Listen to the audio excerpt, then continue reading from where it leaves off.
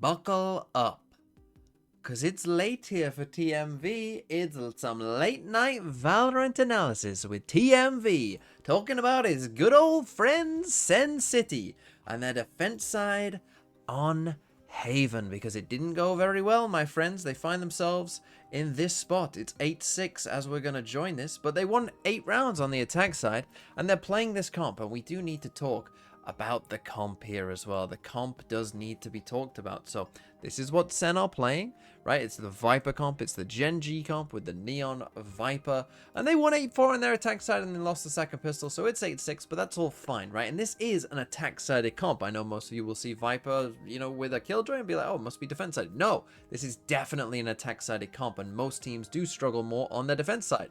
And as we saw from this game, that was no exception for Sentinels either.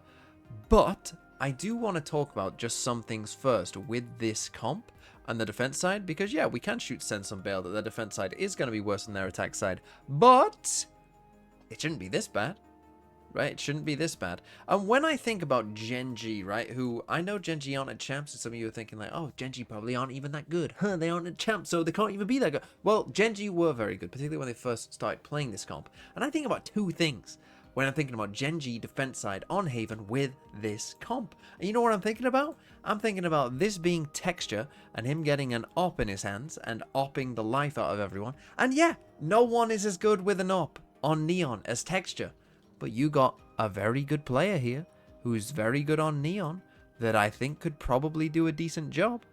And the other thing I'm thinking about is this guy, which is Foxy9, basically getting into a bunch of angles, going crazy. Let me adjust that. Going crazy up here in these kind of positions that Zels is in right now, and going crazy. There's normally a Viper orb here, and he's swinging out, anyone coming towards him, and he's playing super aggro, right? And I just want you to keep in mind that when I think about defense side on Haven with this comp and Gen G playing it well, that's what I'm thinking about, and I want you to think about how Sentinels are not doing any of that. And so let's begin with round number 15. This is Giants' bonus round, okay? And in this round is one of multiple, you're going to see in this game, multiple Sen losses, 3v5. All in gun rounds, right? Or one of them in this bonus round, right? So crucial rounds that they lost double man advantages in. Which obviously you don't really associate with Sen. But let's take a look at what Giants do. Who, to be fair to them, we're also going to see Giants cook a little bit. I thought they had a really nice attack side overall, so let's give some credit to them as well.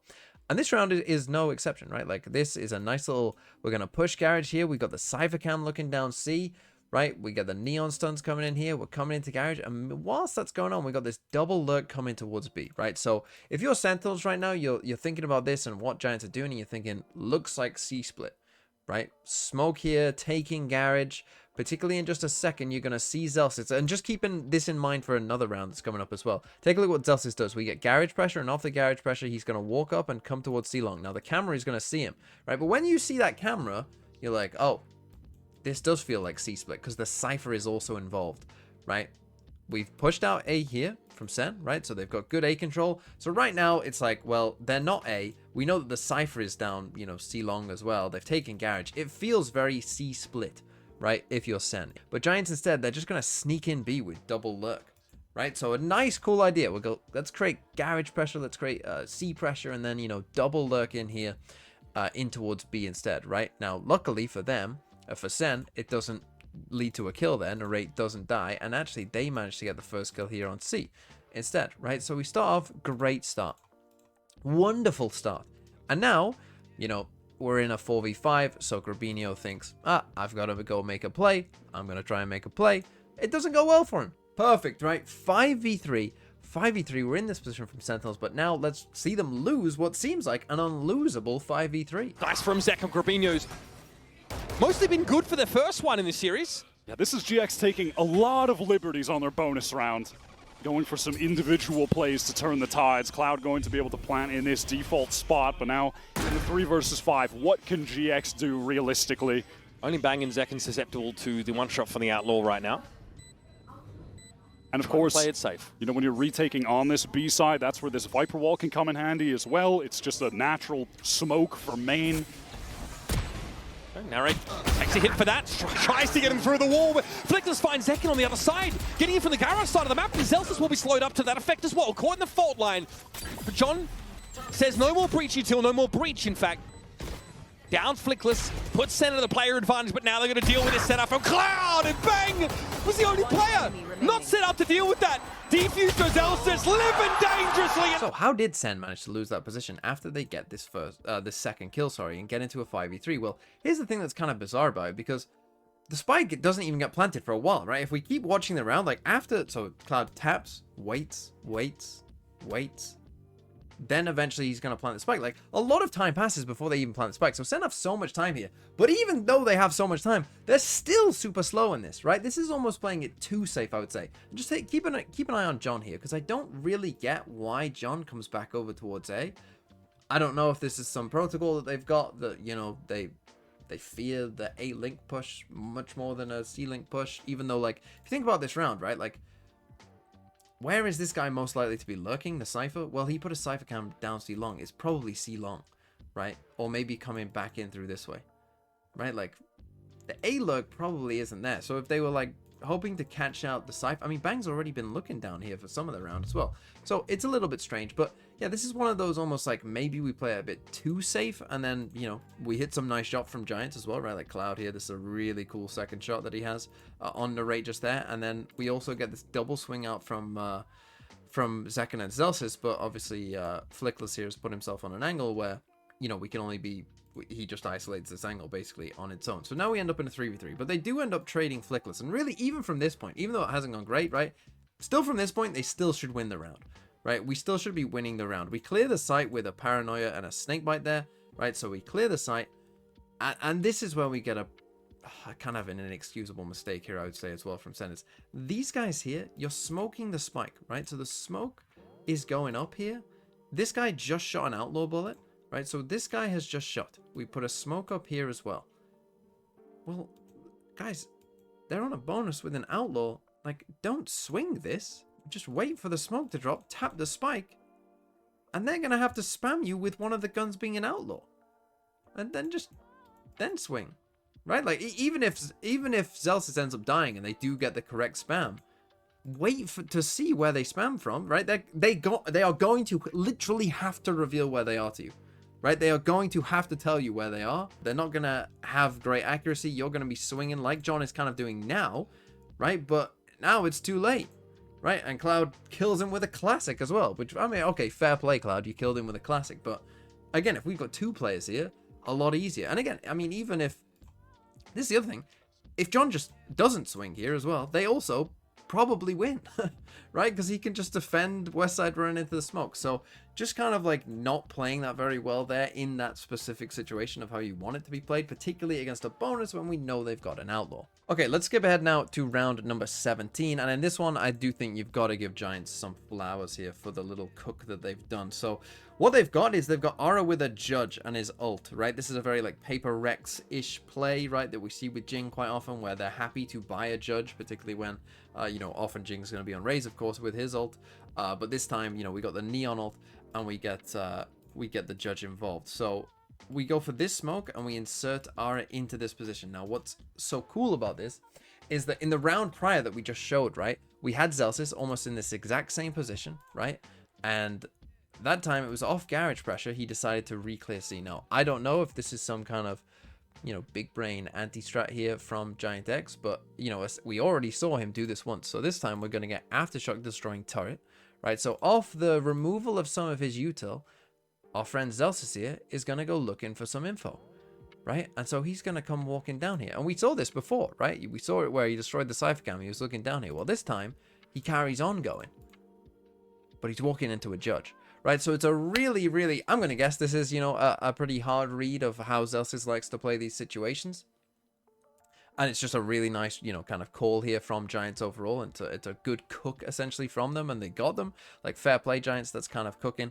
And now we end up in a very weird round where they've got two players coming out down towards A. But just, like, think about where Sen are in this round, right? And again, this is against, like, a comp here, you know, that, like, it doesn't have this Viper wall going across A. Right, but we've given this up to them, right? So now they've taken A, Our Killjoy obviously is dead. Like this, look at how we got no idea where they are. We got no idea what's going on. They've got all the space in the world. They can do whatever they want. You know, so they go for this smoke on A, Omen flash for Omen flash, Omen ult back towards C, and they're going to do a C hit instead, and Sen have no idea what's going on, right? Like, really, really cool round by Giants overall, and a great cook to get that first kill. Trying to draw these Sen players away from the C site, where GX are intending on going.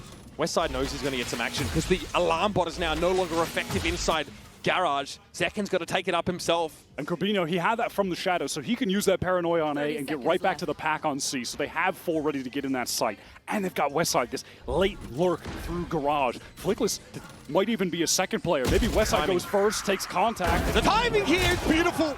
Westside so patient, so calculated. Emerges just as John had his... Okay, now let's skip ahead to round number 19, which is another round that Sen lose, where they have 4 ults to 1, which is a Cypher ult. So this should be a pretty hard round to lose, especially when you end up in a 5v3. They lose this one. So they're playing for a full retake setup on A, right? So we're just playing full retake on A with Killjoy lockdown. This next decision from Narrate annoys me way more than it should, but it really does annoy me. He goes back over towards A to go and drone. Even though we're playing full retake A with a Killjoy lockdown, and that's our whole plan, he decides to drone from this spot. Now, this annoys me so much because there's 18 seconds into the round. They've had no eyes down long at all, right? There is no eyes down here.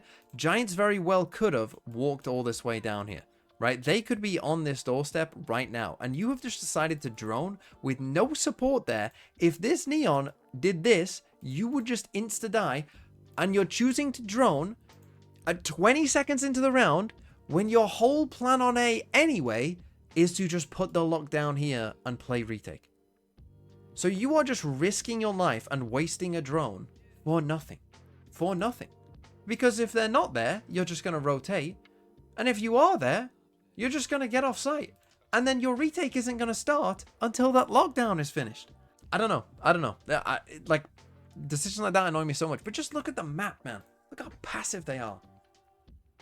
Like, we're not even playing on one side of the map. We're not playing on A at all. And I know they did have a quick little jog down here at the start of the round, but just look how passive they become. Just any pause. And now you're going to get little decisions like this, right? Like Bang is now going to smoke off B. You know what would have been helpful? If we could drone out B at the minute mark, right? Are they doing a B hit? That would have been helpful, right? Because again, if they are going A, maybe there's a lurk B and we'll catch that out instead. Like, instead we waste the smoke here because we've got no idea what's going on. Now Giants here, as they come for this exec, you'll see that they've got 2 players gathered up towards Garage. So they're going for that same sort of idea of like, we're going to make a lot of pressure and noise here out towards C long. And then we're going to sneak into Garage. And they're hoping to catch someone off with that. But Sen are so passive, there actually isn't anyone there.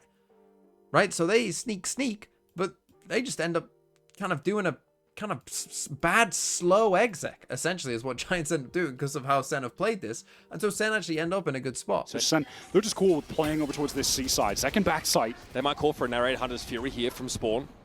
Second, though, holding on it. Might have hit this TP, heard this TP come in. There's Cloud spotted. Yep, Hunter's Fury going to come from the spawn side. Gravino walks into the sight line of Second, reveals himself, even though it was John that took the kill. Now looking to anchor. This Hunter's Fury slows things up for GX, but they are committed to this site, and Second is more than happy to hear it. So yeah, you'll see it better, hopefully, this time on the map, which is you get the dart here, the smoke coming out, and then these two sneak in we come, right? So we clear all this. Gravino then ends up TPing and essentially becomes the entry. But here is where...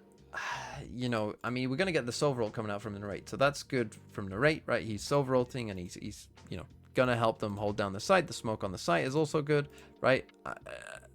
Zekin actually shot a second before this, but Grabinho, yeah, it's just kind of lost, right? And as I say, this isn't a great exec overall by Giants, and they seemed a little bit confused as to like how they should actually approach this. Like I said, because like it's like a slow exec. You know, where they're just stuck on the front side and don't really know what to do. Like, they don't know, what should we wait or should we not wait for the smoke? I don't know. They end up going for it, right? But again, it's just one player. So it's not a good exec by Giants. And we end up in a 5v3.